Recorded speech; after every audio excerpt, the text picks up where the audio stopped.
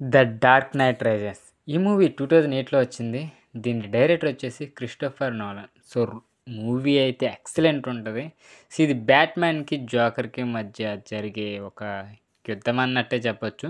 So ఈరోజు వీడియోలో ఈ మూవీ స్టోరీ గురించి తెలుసుకుందాం. ఎవరైతే మన ఛానల్ కొత్తవారు చూస్తున్నారో మూవీ స్టోరీస్ కోసం, ఇంట్రెస్టింగ్ స్టోరీస్ కోసం మన ఛానల్ తప్పకుండా సబ్స్క్రైబ్ అయితే చేసుకోండి.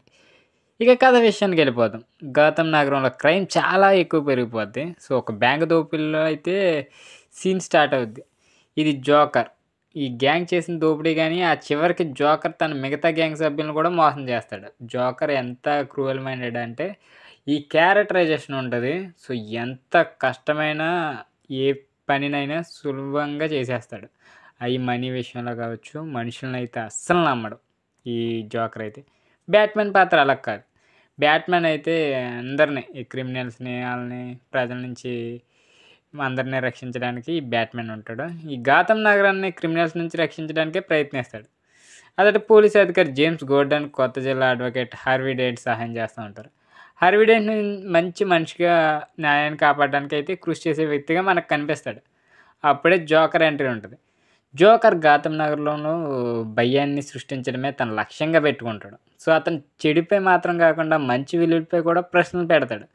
జోకర్ తన అల్లర్ల ద్వారా ప్రజల మనసుల్లో భయాన్ని నింపి బ్యాట్‌మ్యాన్ అయితే తీవ్ర సవాల్ అయితే విసురుతూ ఉంటాడు.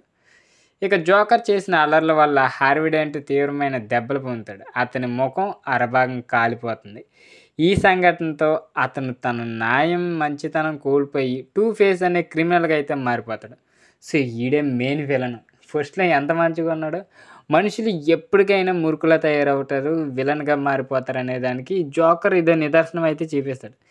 ఇక జోకర్ ఒక ప్రణాళిక రచిస్తాడు క్లైమాక్స్కి. అందులో 2 బోట్లో ప్రజలను అయితే ఉంటారు. ఒక బోట్లో సాధారణ పౌరులు ఉంటారు, మరో బోట్లో ఖైదీలు ఉంటారు. ప్రతి బోటుకి ఇతర బోటును పేల్చగల బాంబ్ డిటోనేటర్ అయితే ఉంటుంది. సో జోకర్ ప్రజల మధ్య భయాన్ని, స్వార్థాన్ని పరీక్షిస్తాడు. కానీ ఎవరు డిటోనేటర్ ఉపయోగించకుండా మంచిని నమ్మడం ఎంచుకుంటారు.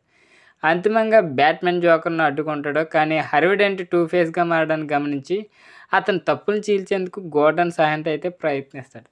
సో చివరిలో సినిమా బ్యాట్‌మ్యాన్ హార్వీ డెంట్ చేసిన తప్పును దాచడానికి బాధ్యతను తన మీదకి తీసుకుంటాడు.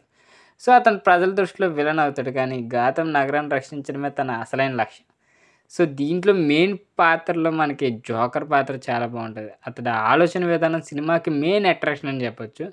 ఈ మూవీ మంచి చెడుల మధ్య అయితే అంతరాలు ఉంటాయి. బ్యాట్‌మ్యాన్‌కి, హార్వీ డెంట్‌కి, జోకర్‌కి ఈ 3 కోణాలు అయితే చూపిస్తాడు. ఇక థర్డ్ పాయింట్ వచ్చేసి సమాజంపై ప్రశ్నలు వేస్తాడు. ఈ సినిమా మానవ నైజం, భయం, న్యాయంపై లోతైన మెసేజ్ ఓరియంటెడ్ మూవీ అనే చెప్పొచ్చు. ఫైనల్ మెసేజ్ ఏంటంటే మంచి నిలబెట్టడం కోసం కొన్నిసార్లు చెడు పాత్రను కూడా పోషించవలసి ఉంటుంది. అందుకే బ్యాట్‌మ్యాన్‌ను డార్క్ నైట్ అని పిలుస్తారు. Heath ledger acting, dialogues, theme సినిమాకి అయితే మంచి ఐడెంటిటీ అయితే ఇచ్చి సో మూవీ అయితే ఎక్సలెంట్ ఉంటుంది. మీ ఫ్రీ టైంలో అయితే ఈ మూవీని వాచ్ చేయండి. మస్ట్ వాచబుల్ ఈ movie. So excellent movie. So ఈ మూవీని మీలో ఎంతమంది చూసారో కింద కామెంట్ రూపంలో తెలియజేయండి. వీడియో నచ్చితే తప్పకుండా లైక్ చేయండి. ఇలాంటి మూవీ స్టోరీస్ కోసం మన ఛానల్ తప్పకుండా సబ్స్క్రైబ్ అయితే చేసుకోండి.